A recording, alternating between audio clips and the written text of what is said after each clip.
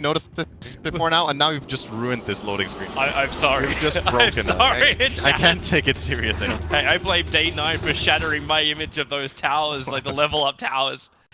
Everyone knows I'm talking about that crap.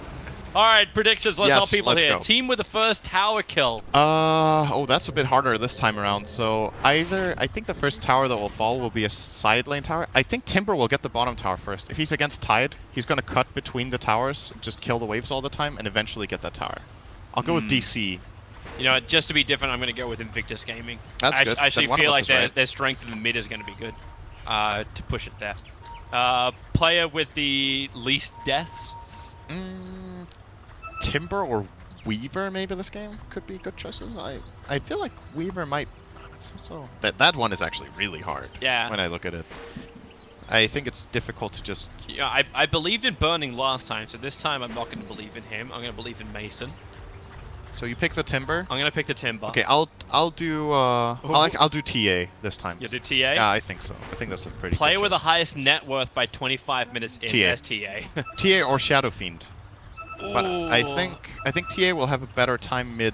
TA will get more because she's also farming the Ancients. Yeah, I think TA will win this one. And Smoke Gang kills. I see this game being a lot more passive early on, so I'd only say it's not numbers of smoke used. Yeah, it's just actually successful ganks. I'm going 0-2. Yeah. It's 25 minutes though. Yeah, but how many smokes are you going to see? I need to guess. I'll do 0-2 as well. And then end with kills. 0-2. Alright. Well, good luck everybody. We tried to help you. So, OP and Burning, they're going to be up at the top lane. They did make a bit of an incursion into the northern side of the DC territory, but what they ended up getting from that was actually double runes. So Burning's actually managed to get 2 runes already onto this Weaver, which will give him a full magic wand for the top lane. Fareb's the man on the defense. He's already done 1 fissure block. I think he's actually blocking so hard that Creep Wave's almost in range of the tower, but not quite. Meanwhile, this again, mid lane is the lane to watch here in the start. They're doing this like 2-on-2 more or less. Bobica and. Surprised he actually went for Impale and not just like straight up Mana Burn against the TA. Mana Burn's been everything Nyx Assassin's been picking against the TA. Oh, it's been against TA? Sorry, not against TA, against all mids. Yeah, TA against TA, I can see both being good. The nice thing about Impale in this lane is because it allows Shadow Fiend to connect Shadow Razors when he hits level 2 and 3. It's not expected. Okay, well, if they're just flat out dual laning and just sharing experience, Bobica's actually going to level 2 in a moment. There's going to be double waving here. They're underneath the tower. Bobica actually took a little bit of damage because he stopped Bulba from doing the Ancient stack. But then he also tanked the Granite Golems, which brought him down to 50% HP. So he's slowly working his way up, and he's got 1 Tango charge left. And Arbet's just trying to Sideblade him down. Bobica's doing a good job of not taking the aggro of the tower. Yep. This is, I think I mentioned this on a cast yesterday. This is called double waving. It's a fairly new concept that teams have started using in this patch now that there's more creeps in the mid wave. You want to push your opponent into the tower like this. That was a very big win for IG because Abed lost multiple CS under the tower, and he had to use a salve because there were so many creeps, which allowed OP to play very aggressive onto Abed situation. This mid lane is going a lot better for the Shadow Fiend than I thought it would. It's going even better for the fact that Bobica's been such a nuisance. He is stalking the Night Stalker, making sure that there is no stacks, then catching out Abed with the Mana Burn. Do they have something else? No.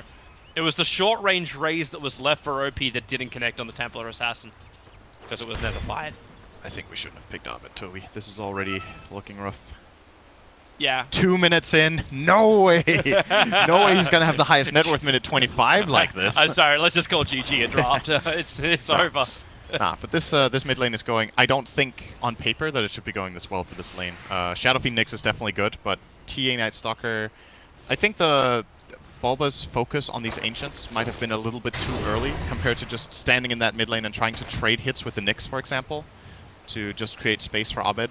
Instead, what ends up happening now is that Shadow Fiend is quadding him up minute 3, and he's going to keep farming. And the TA can't really come back in the lane very well by now. It actually looked like Bobica should have blocked that camp. Like, correct me if I'm wrong, but this box, it comes down far enough, like, just in this area there. Oh, you can stand there. Yeah, he just tried and it didn't work. I think there's a bit of debris there. You can't... So you can't be on the exact block point. I don't think so. I'm pretty sure you can't block that from outside. Because else we would probably see players trying to put wards down there as well. But I don't think you can put a ward there. Yeah, but Bulba was able to get the first stack, so it took him a while. But we also saw yesterday, like with OG, with that one little banisher that decided to not move. Like you can miss the first couple of blocks, but it's okay later on. Yeah. It's Templar Assassin. She's always going to play the good catch-up game. And how Shadow Fiend stack's actually looking. Bobika's moving up to do that for his team now. But he's been blocking more than stacking. And Bulba's even going to steal the rune from XSS. Yep. Now it's nighttime. And this is when Night Stalker... Bulba's first 4 minutes have not been that good, in my opinion. This mid lane was very unsuccessful for them. He only got 1 stack off on the Ancients, and now he's level 2, minute 4. They're running in towards He has mid a lane. DD, though. Yeah, but look at the TP support coming in. not Q's already walking in. Bobika TP's in to make sure he's there right at the start of the fight. And that means there is no fight. Unless they get to pick up an Arbed, which they're going to. Q's there. They get to pick up the throw down. Fade Bolt's available, and Q will use it to secure the kill onto Arbed. That seemed to be just staying a little bit too long in an area where he had no vision. This is actually a crazy beatdown in this lane.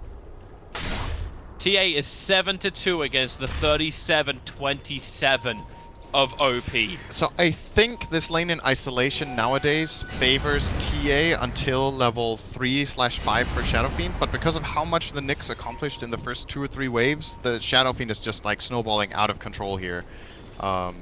And when I picked the TA for these categories, I thought that whatever pressure was going to be put mid by IG, they could offset with this Night Stalker, but it just really hasn't worked. And I can't tell you if it's because Bulba misplayed the lane or if this is just how it goes down, but I feel like no matter what, it should never be this bad. Like this is an extremely impressive display from IG in that mid lane.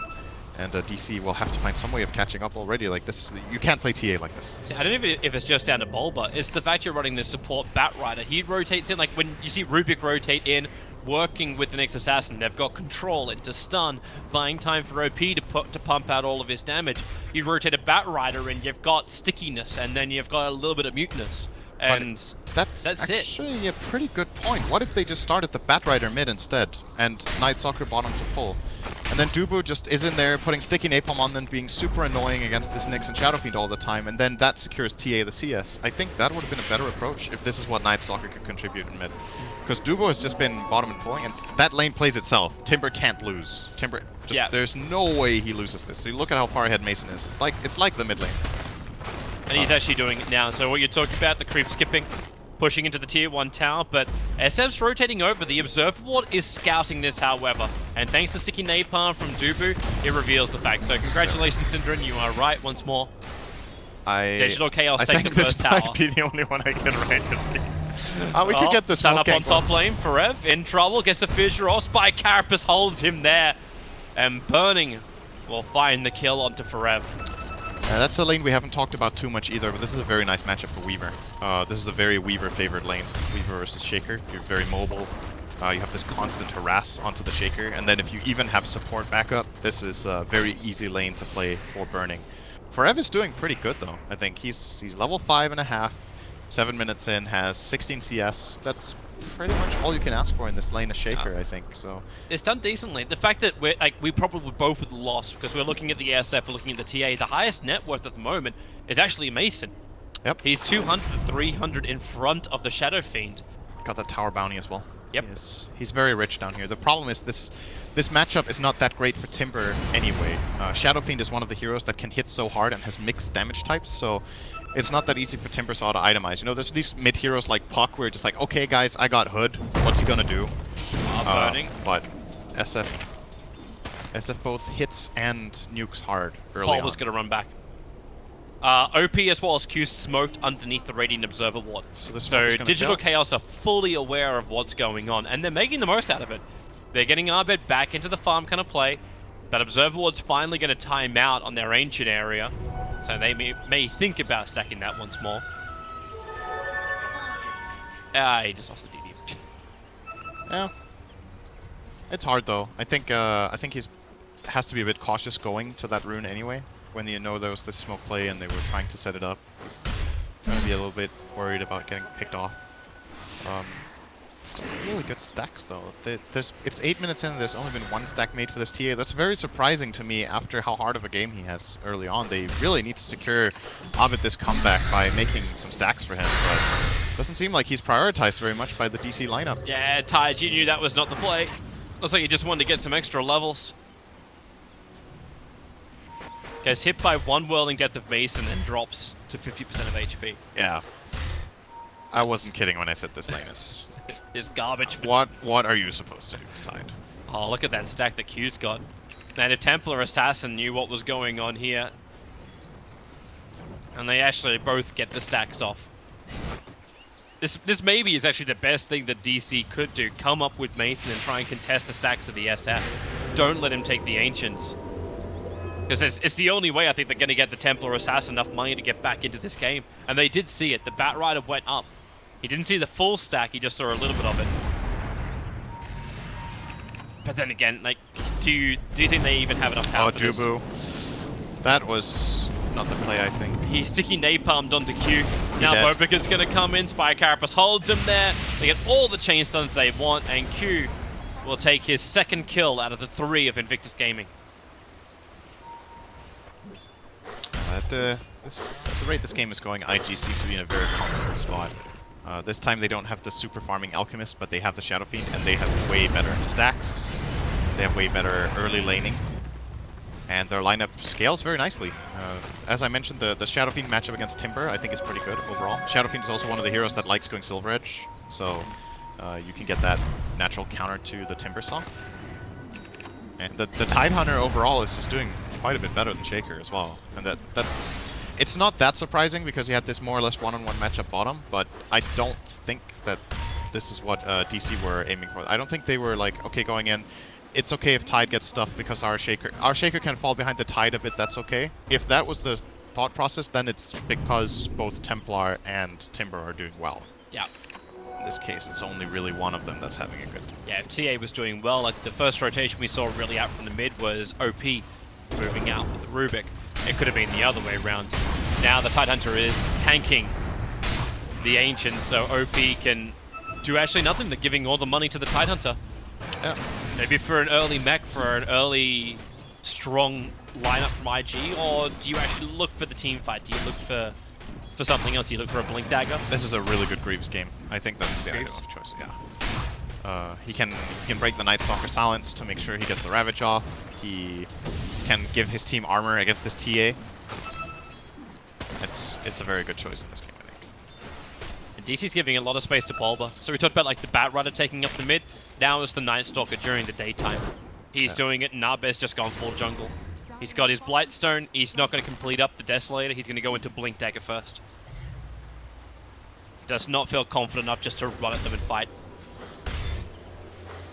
Yeah, I'm not so sure in these situations. TA is not a hero I play, really.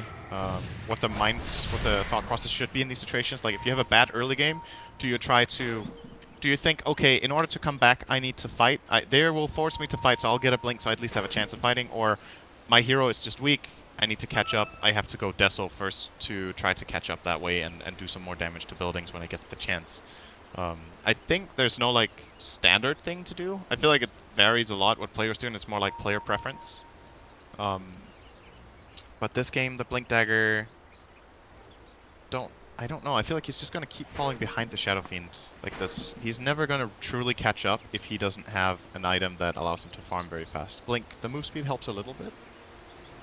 I would guess maybe it's more of it's a gang squad instead. Like, you work with the Night Stalker, you work with the Batrider. Yeah, he has synergy with his teammates, but the problem is just that he actually, with only a Blink Blightstone, you don't kill a hero like Tide or Nyx or this fat Shadow Fiend. You kill Rubik and that's it. Yeah, I don't think you find these kills anyway. That's the thing. Not the way IG has been playing and the way these lanes worked out. But we'll see how it goes down. Oh, Nightwish. When was the last time you saw a Midas on a Tidehunter? Oh, he's going Midas. He's going Midas. OP found a kill. He attacked the Batrider and then he died. And that's all she wrote. There were 2 Shadow Races too. Let's not exaggerate here. But it's a support Bad Rider level 5 minute 12:30 against a level 11 Shadow. Oh, they pick up, they throw back at Mason. Ravage will be committed. Do they have enough with the Sun's control? Timbersaw needs to chain himself away from this one. He has his 1 charges to stay alive. Not to mention reactive armor. So Ravage is blown. They really committed hard for that Invictus Gaming, and they did not get enough. Close to a kill there, but yeah, like you said, good 1 charges, and maybe IG mistimed that a little bit. It was pretty close to perfect. Maybe that could have worked out, but still, Ravage being on cooldown is a fairly big deal. It lets DC know that for the next 2 minutes, these team fights are not going to happen. They're actually going to try for a move on Burning here. Good fissure, but there's no silence. Oh, they got the dust. That may just be enough. The silence comes, but it may be too late. As remember, time left still available now. Silence wears off and Burning is away. Yeah, that was not the way to make that play. Oh, Bobika. He actually gets Barev caught out. Perfect Vendetta hit into the follow-up stuns. Then they move towards Bulba. This just seems to be too easy for Invictus Gaming. DC are Pinata tied to the IG post. Yeah, the reason this goes as wrong as it does is that there seems to be like a misunderstanding in how they're going for this gank. The Shaker Fissure is done to set up for Night Stalker to fly in and use silence, but instead he's running to the left, so they kind of waste the fissure. They have to dust during Shikuchi, so Weaver creates space, and then he's far enough away to just get out. So sometimes these communication errors are really costly, and it basically turned what looked to be a guaranteed kill into 2 deaths, simply because they didn't coordinate their spells correctly. And, you know, those mistakes will cost you fights, and sometimes they will cost you games. DC need to find some sort of momentum, because right now, after that game 1 and the way these first 14 minutes have gone, they're getting beaten really hard in this game. Bulba has something at least up his sleeve. The fact he's got the Invis rune. OP's coming down to the cover of Shadow Blade, but again, they get the pick up over on Mason, throwing him back as OP gets a little bit distracted by Bulba. The Chakram from Mason, able to do some work. That tide is going Greaves now, but it looks like at least the mech after this Midas. I kind of like this Midas purchase in this game just because it shows how IG understand what position they are in the game. Like, they have this feeling, okay, we won mid super hard, their Shaker is not doing too well, their supports are weak, we can greed as much as we want, and they can't punish us. That's basically the reason it looks. So, OP, gonna get eyed up by Duvu, but he can't really go for him. Yeah, I think he's being more of that cautious. I will be the scout for Mason. If I die, it's fine. If Mason dies, it's a disaster. Yep. And another good deep observer ward. I say that just as Q somehow just senses that it's there and gets rid of it. So they needed that. I was going to let them know just how heavily SF was committing to farm. Still a trap at least. I see him farming on there, but the problem right now is just that DC's lineup can't really make moves. The TA blink helps, but their supports are... He doesn't look too hot here. Bobika's stalking them. Arbed's nearby. Q gets the pick up, the throw down into the follow-up stun. Fissure is nice, however, so maybe Bobika. Spy Carapace creates a little bit of extra space. Arbed doesn't have his melt available until now, and he'll use it to execute Bobika. And they want more. Mason knows he needs more. The Chakram to slow down Q. A quick silence is actually the one stolen off Bulba, but Q cannot escape his fate. Mason will find the kill, and that is much needed. Yep, good counterplay. They set that up. Very quick reactions. The whole team came in. It's been difficult for DC to find openings where they get the picks. Batrider isn't even close to a blink. Night Stalker had a bad early game, and then the other 3 cores, especially the Shaker, really needs a blink dagger before he's able to very easily look for kills. Then you had that TA just farming, and Timbersaw kind of, you know, wants his team to set him up. Yeah, he's not the ones who set up the kills most of the time. So very good for them that they get this counterplay at least. That should result in the top tier 1 tower as well. So getting a bit of momentum here. It's Arbed space too. Like, he came up, he finished up the Ancients, which Invictus Gaming had started with the SF. So it was quick, it's efficient farming. They're slowly clawing their way back in. They were about 6,500 net worth behind. Now it's dipping below the 5K mark. The experience as well. Invictus Gaming just not having as successful rotations as they've had in the past. I'm not saying it's IG losing control. Oh my god, DC is coming back. But for the moment, things are starting to level up a little bit. Yeah. And IG changed that around by taking out 2 tier 1s. Yeah, their Shadow Fiend is a monster. He got his BKB now as well. He is so farmed on SF. What's his GPM right now? He's going for 559 Silver Edge at straight 17. after. All that strength of Mason can just be stripped away. Yeah. Radiant's bottom tower is under attack. It's still not going to be the easiest kill though. It's definitely going to help a lot, but Mason himself, by being this farm, is still not a very easy kill for that lineup. Especially if he gets a plate mill at some point in his build, so he at least has that guaranteed armor that won't be broken off. The hood is extreme value in this game. It's very good against the first 4 heroes of IG. Poker's on the hunt once more. Doing well. It's the Bat Rider as well as Timber on the bottom lane they might have been able to find, but same time Invictus Gaming just enjoy this flash farming they've got. This Tide is so farm. Yeah. And that was after a bad laning stage. Keep that in mind. He had a very hard matchup. But XXS has found so much farm. He has the same net worth as TA. Yeah. And is running a Midas, so That probably very says impressive. better things for the Templar Assassin. Just for the fact that she's managed to catch up that far. I guess so, but they were both destroyed in lane, right? And then generally it will be the TA that farms faster, but Tide has been able to keep the pace. And he's gonna get a Force Staff next, it looks like, instead of the full Greaves. I think a lot of the time I like the build on Tide where you go mech and then you get a mobility item, either Force or Blink. In this game, I think you can make a case for getting the Greaves before that mobility item though, but both options are good. It's mainly about whether he manages to play around the Night Stalker Silence or not. This smoke gank from DC doesn't really pay off. Invictus Gaming grouped up as 5. In fact, now they're going to do exactly that and smoke as well underneath their own tier 1 tower. Line is drawn to come directly up here, and Abed is the primary target, presenting himself. Vendetta Bobica able to get in closer. So is the Shadow Bladed SF, and they're able to hit the stun as Templar Assassin got. Yep. Upside, Dubu able to push out the bottom lane. You got Mason now going towards the top, and they really are just playing this fire and maneuver style matchup. Anything that allows them to escape Invictus Gaming's gank. You lose Templar Assassin, sure, but at this point of the game, it looks like you're just going to get any recovery. Dubu wants to keep the pressure on the bottom lane, does that by creep skipping, gets closer towards his Blink Dagger. Mason's building into his Solar Crest. Yeah, that's good.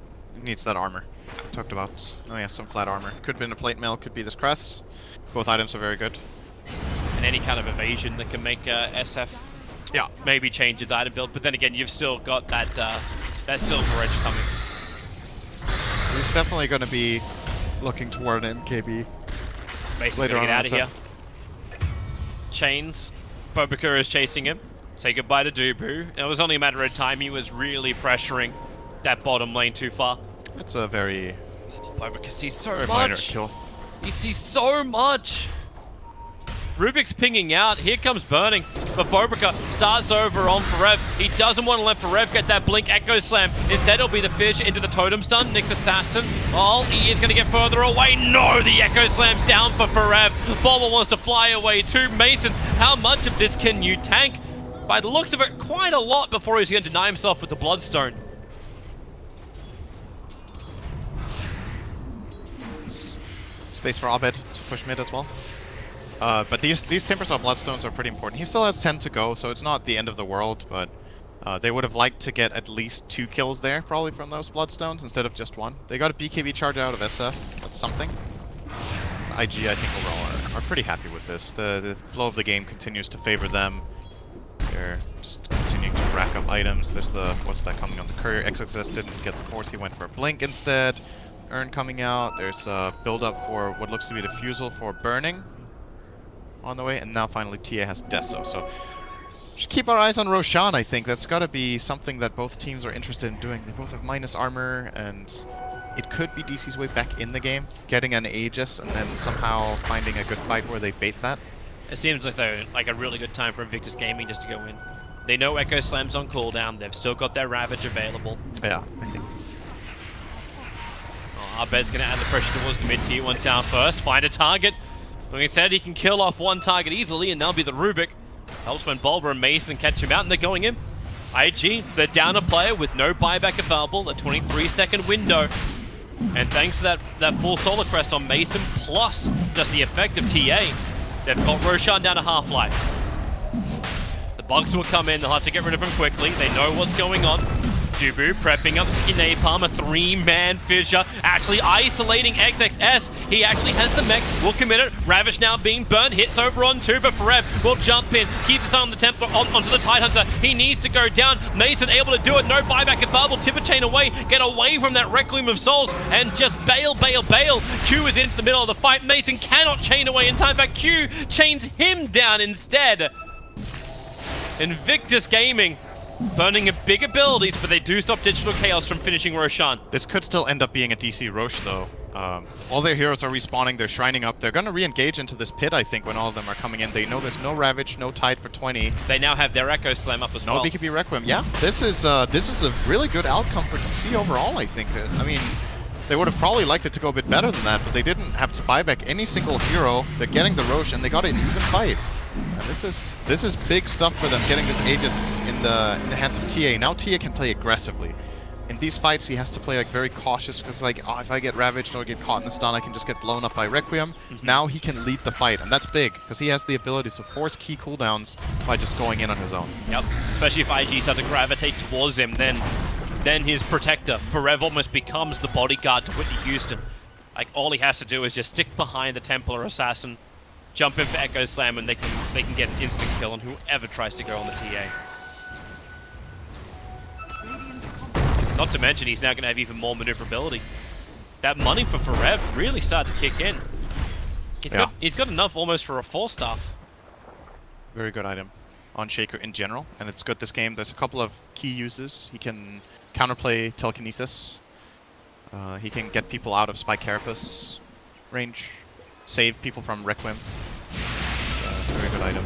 Everyone actually dodged Requiem pretty nicely too. Yeah, apart from Mason. Like, Mason was just caught in no man's land. TC played that very nicely, the way they spread out their heroes and just played like the periphery of the fight, took advantage of their outnumbering. So, right, let's see. Here in the Invis, it's burning. Cannot Shikuchi close enough to Forev. He's already backed off, and Mason's pushing the top tower. They'll be very happy if they can just get a tier 2 for tier 2 here, even though Mason's tower pushing abilities is pretty ass. Especially compared to OP and Burning teaming up on that tier 2. Yeah, tower trade here is okay for DC. When you have the Aegis, you would like to, you know, gain on the map, but realistically, they're still behind in the game. So being able to trade, as you said, when their pushing power isn't that good with TA farming, that's pretty alright for them. Now, as far as IG goes, I think this went a little worse than what they were expecting this last 5 minutes, so they're probably going to change their pace a little bit now. Maybe play a little slow again until this Aegis is out, try to get another key item. Looks like Tide is going for a Halberd. SF working on Manta style. Very good item against TA. It's a classic thing to see from ranged carries to do against TA. He's getting the Manta style more or less only to break Refraction. It obviously has good stats for ranged heroes, but you know, hero like Shadow Fiend, we don't necessarily see Manta style on that often anymore. There's other items that you like to get, but most of the time it is the choice against Templar. Ensure there's no defensive shields. Yes, simply you just pop your Manta, you send your Mantas on the TA in the fight, and that gives kill potential. Obviously has secondary advantages here, like he can break out of the Night Stalker Silence, he can deal somewhat with Sticky Napalm, but he already has BKB for that. So you could say it's a bit of an overkill instead of going, for example, hard damage or Butterfly. Butterfly would have a lot of merit here, right? Like, that would be your classic, oh, I'm doing well, I have BKB, I'm gonna just use this Flutter to go in aggressively and hit people or have the defensive capability of the evasion. Yep. But Manta, I think, in this game, is probably the best choice, so I like this from OP.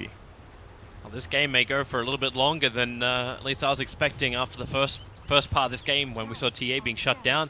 TA has now managed to climb herself back up to the second highest net worth on the field. Yeah. 13.2k to the 15k of the Shadow Fiend. It's like Invictus Gaming is starting to drop off. This is definitely within reach for DC again. Their supports are still poor as crap, but it doesn't really matter once Bulba just triggers Darkness, then they kind of already got the advantage they're looking for. And you see what Bulba's doing. Like, we were talking about this yesterday, where a lot of Night Stalkers would move away from picking up the Aghanim Scepter, just because it's a little bit too much. But I think Bulba's understood that his influence in these fights is just going to be vision. Exactly. The thing that Night Stalker does nowadays is generally goes pipe or crest first to have more teamfight presence. But if you're this poor, your contribution is probably better found by simply playing as a scout. So you know, at this point he could start buying a crest. He could get a medallion now. That's just, you know, medallion minute 28 really. And they already have a crest on Timber. Look at IG. They don't want to fight this. Like, they don't want to have to burn a Ravage for a Templar Assassin who has an Aegis the Immortal. She just took 1/3 of your tower HP. And you know Varev's just sitting out the back, waiting for the perfect time to attack. There's not that much longer left on the Aegis the Immortal. In fact, it's only like 20 seconds now. So it may just be enough where DC, like, you're okay, back out. We did what we came to do. We forced IG to defend their high ground. And now IG smoke. This could... If DC stick together and break this smoke, this is their way back to evening out the game entirely. They managed to see this opening. Oh, it just expired? Okay, yeah, that's just the time. Expired. Yeah, okay. That's the reason why they backed out. And IG, who are they going to find? Mason. It's a short-range chain, Bobica. We'd have to go for a blind stun. Didn't have vision on the other side of the tree line to use. That's not the kill they want to go for. Really the one they're not going to get. Yeah. They want Abed, if they can. His 10-second BKB is really, really important. Oh, they find Bulba. Yeah. But no one else is around, not close enough. Q's already starting his TP out. They got a bit of aggressive wards out. They got this very good ward on the high ground, and they got a ward down into... Oh, the ward in the Radiant jungle is actually pretty old. And now Bobica placed one inside his own jungle, so IG are trying to just get reads anywhere they can. Did they just smoke on top of the ward? I don't think so. I think they smoked above it. OP is right on top of the Radiant Obs. It's the one big vision blink line. So the dust, it is able to reach OP just on the max range. And Shadow Fiend will fall, a huge streak to end, and the money goes the way of Abed. Very big kill. 1 minute on the sidelines. He doesn't even have buyback. They can actually high ground. But they don't know this. We have this information. They don't. They don't, but at the same time, if they can force that buyback and lose 1 or 2 heroes, that is worth forcing a buyback for it. The Shadow Fiend buyback is so expensive right now for him to use, so they must be thinking, okay... He's short by 65 gold. If they saw he had the Yasha, they might connect the dots here and be like, okay, he might not have buyback, guys, he just bought a Yasha. They're pinging bottom. I think they're a little bit indecisive. Do you want to go in through mid? Do you want to go like through the bottom tower, which is already pretty damn injured? Shadow Fiend refuses to buy back. At least this is going to be the perspective for Digital Chaos, so they'll keep their pressure up. XXS putting himself very aggressively on the front lines, trying to dissuade from the attack, while Q attacks from behind.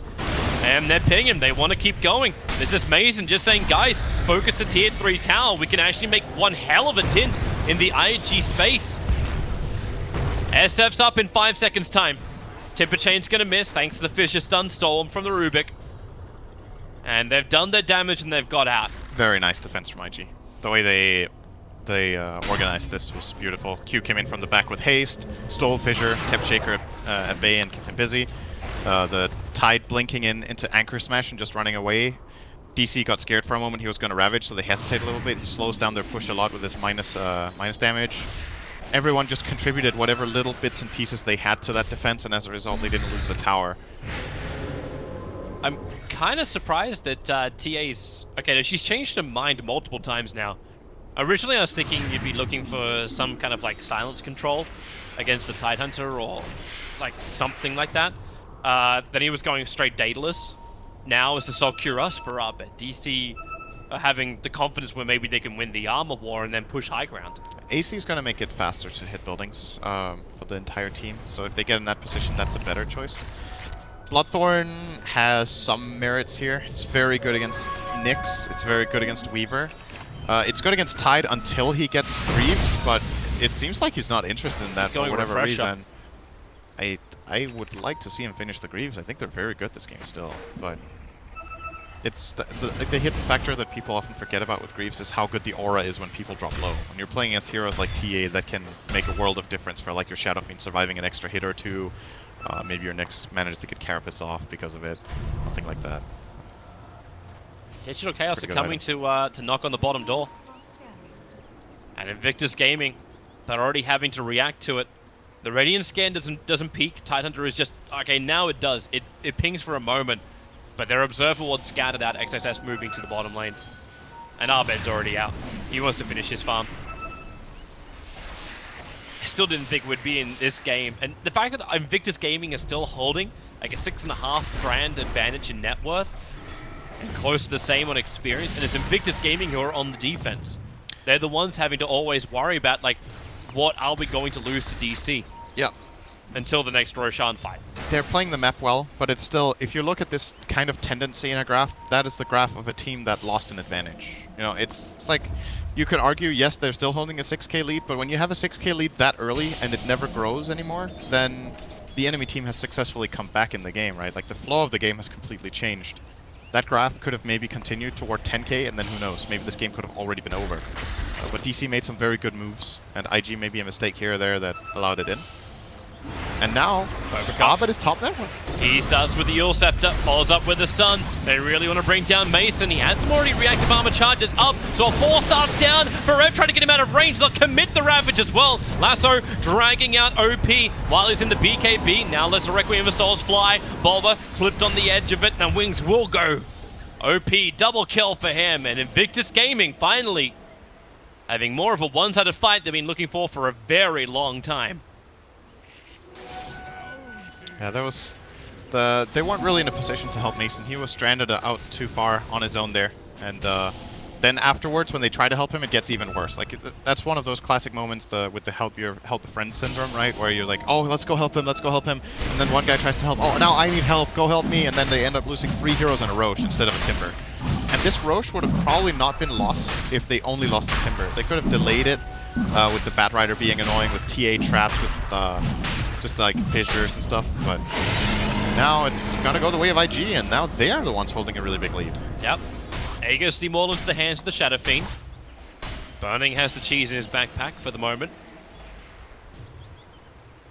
And this has to be back to the old strat for DC. It has to be evasion now. Just move away from where Invictus Gaming are forcing the issue. They still have to wait for the Ravage to come back up again. That's another 74 seconds before it's available. Without that, they won't feel as confident in the team fight. Mason would have survived if that Ravage wasn't there. Now you get the Assault Cuirass done for Abed. Maybe that's the other menu we should be looking towards. Who's actually expending their buyback money? Tide has Refresher in a moment. So farmed. Oh my god. I wonder if you just, like, say, you just sell Iron Talon, pick up Refresher. Oh. Or just buy a straight Refresher. That'll work. 4-man smoke, they come for the gank. They don't have the Refresher on him yet. It's still sitting back in his stash. Yep. But it's like they're looking for the wraparound. DC are the ones who are also being aggressive, going into the dire jungle. They'll see the camps of farms. So they may believe that someone's around here. Oh, this would be a good courier snipe if Bulba could get that. Does the dire scan actually hit? No, it doesn't. I thought for a moment that Farev would move fast enough that he would go into it, finds an Invis rune, now moves up, the smoke's gonna break, they realize that somebody is there, and the vision advantage is there from Invictus Gaming. This Invis rune is gonna work wonders for a 4-man fissure, and the Echo Slam follow-up! A huge hit! Abed's already got 2 of them down. OP, Requiem of Souls, able to negate a little bit of the damage, but not enough of it. Abed, it's the dream fight for him, moves over towards Mobica, despite Carapace saving his life at the end. Earthshaker, he's trying to finish the job. The stun's not making it easy, but the totem hit will do the work. They'll move their attention towards OP, and a huge fight. Invis rune clutch moment, and DC slamming Invictus Gaming down. It seems like DC just needs a disadvantage in the game, and then they get a good move going. Can't really explain that, but that was such an amazing setup. The Invis rune from Farev just paying off wonderfully there, moving and breaking the smoke, getting information, and then a very quick, good reaction on that fissure move. And then they get the buyback on the Shadow Fiend, the expensive one you were talking about, and they're isolating the Tidehunter, looking for the kill. Thanks to a quick push out, XSS will survive, but the mid-tier 3 falls. Weaver's up in a second. They'll get the Rubik pick up on the Templar Refresher. Assassin. Refresher just to get the Ravage off Arped's low, pushing him up in range of the tier 4 towers. He can't escape. The Gem of True Sight is also lost because of this push, and Mason is 1-on-4. Timber is tanky, but not that tanky. Maybe it's enough when he dodges the Impale. He's got chained back off cooldown. Shivas as well, but Rubik, that's the second time this game he's stolen Timber Chain and killed Timbersaw with it. But the Gem of True Sight sitting smack plumb between the racks will now be recovered by IG. That's just the power of lack of information. There's no way DC play like this if they know Tide has a refresher, but they didn't have the information. They went for this high ground push. They were feeling really good, no Ravage, and then out of nowhere comes a refresher, pop, instant Ravage, and they kill the TA, and that fight's just over. And IG now. TA has to buy back. I'm not sure he does. I think he really doesn't want to, at least. That's definitely true. I don't think anyone wants to buy back at this position, but like OP bought back, they just defended their mid ranks, plus got kills to boot. I think it's more valuable to have the buyback than just lane of barracks at this point. It's 38 minutes in, you know that the Shadow Fiend doesn't have one, so if you're one buyback up on a key hero and you can kill the SF, so you just let it go. you have that play, yeah. Oh, they also wouldn't have had the Timber anyway, even if TA buys back. Looking for that exit pick. If they can get anything, they've got the vision. Mason, Chakram forward, doesn't actually connect on Bobrika, who just triggered his spike Carapace for this one, and they find OP. The lasso is there! Go slam! Barem's doing it again! But the damage output is still not enough. Mason is trapped. He'll go down. Now Templar Assassin brings in the deeps. Barem's looking for another crack, but he doesn't have the mana. Arped's gonna fall. Bulba would join him in the grave. Digital Chaos, they thought they had what it took, but the tanks were dry. Bone dry. If they had the TA for that jump, that would have been probably game. I think DC would have won the game there just by killing the Shadow Fiend a second time. He would be out for 2 minutes. IG would have a horrible time, but this excellent connection from DC just isn't enough when their main damage dealer isn't available. Abed was still TPing in on the Shrine, had to connect from the right, so this entire stun duration and all this lockdown is, at the end of the day, it's wasted. It's not enough. They get heroes low, but doesn't matter when they don't die. Yep. And Dubu now picked up by Q, straight blink into him, the fissure again. Forever's done so much work in this game to keep his team in, but thanks to the stolen fissure, Dubu was just locked in position, allowing Bobrika to finish the job. 2 lanes of racks gone, and GG is called. Invictus Gaming will take the series 2-0 against Digital Chaos. This game got a lot more interesting than I thought it would, though. I think DC in both games are showing some really, really good plays here and there. It's just like they seem to be lacking this consistency. Like there's still a little bit of mistiming and a little bit of they're lacking that little X factor that would have made these fights just swing in their favor a bit more. There were 2 really, really good team fights that they took, and this third one could have been the game-winning one if it was coordinated a slight bit better or if they had timing a bit more on their side. But at the end of the day, IG will be the ones who are superior. And I think it's fair to say across these 2 games, they were the better team. Yeah. They were the better team, but DC definitely... I don't think their current score reflects how well they're playing. At this point, they have 1 win, 1 draw and 2 losses. Yes, that But should be the results But now. their games are not bad. I really don't think so. I think they definitely have what it takes to get a decent placement, at least in this group. If they can just iron out some minor mistakes, then...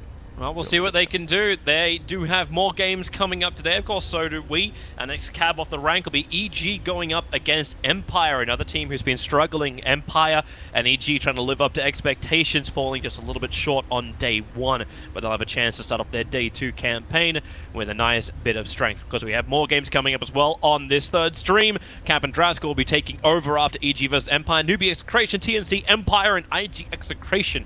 And the game's all for Stream 3. So stay tuned. We'll be back for more of that.